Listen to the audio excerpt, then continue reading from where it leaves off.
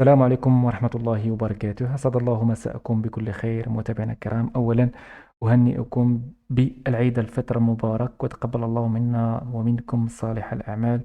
أتمنى يدخل عليكم بالصحة والعافية على كل المغاربة داخل الوطن وخارج الوطن، وكل المتابعين اللي كيتبعونا خصوصا من المناطق المغاربية.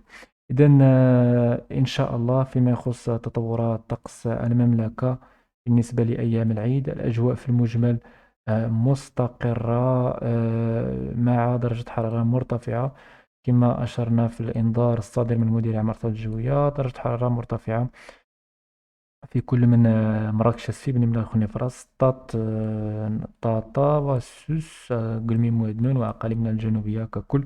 درجة الحرارة تتراوح ما بين 34 حتى 39 درجة.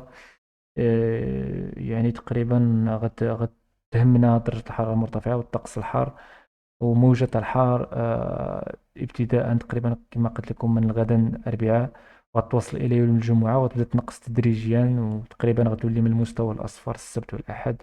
ممكن في بعض الأقاليم غتبقى برتقالية، لكن في المجمل أجواء حارة من هنا حتى منتصف الشهر، بسبب الكتل الهوائية الصحراوية الحارة اللي كتوافد على أجواء المملكة كما يتضح لكم هنا جليا في الخريطة ديال الرياح. إذا أجواء رياح شرقية الشرقي كما كنقولوا في الأيام المقبلة غينزل لنا يعني درجة حرارة أو طقس حار في أجواء المملكة، في الطبقات السفلى، وأيضا في الطبقات شوية المنخفضة بحال 850 هكتو باسكال.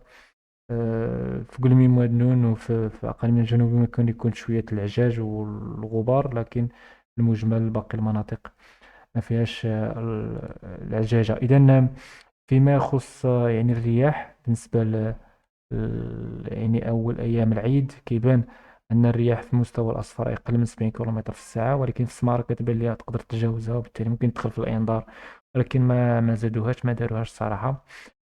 في شمال، أقصى الشمال الغربي في كل من طنجة، أصيلة، فحص أنجرة، وتطوان أيضا رياح، هبوب رياح يعني نشطة هناك أو في أول أيام العيد. إذن هذا ما يخص التطورات. كما كيبان لكم هنايا الحالة القطعية اللي كنا كنتمناوها على أجواء بلادنا تحركت شرقا، وغتهم إخواننا في كل من تونس، جنوب تونس وشرق الجزائر، ممكن توصل للحدود الليبية، وحالة صراحة تستدعي الإنذار بالنسبة للأيام المقبلة بحكم حالة قطعية. وكتعرفوا التصرفات ديال الحالة القطعية عشوائيات وعواصف رعدية كتكون متفرقة وعشوائية نوعا ما. إذن أجواء مستقرة كما قلت لكم إلى منتصف الشهر، ونتمنى تغير المنظومة الجوية ما بعد منتصف الشهر. وكاين إشارات تقريبا في الثلث الأخير من أبريل، لكن كيبقى الأمر مازال بعيد، لا يمكن الحكم عليه من الآن.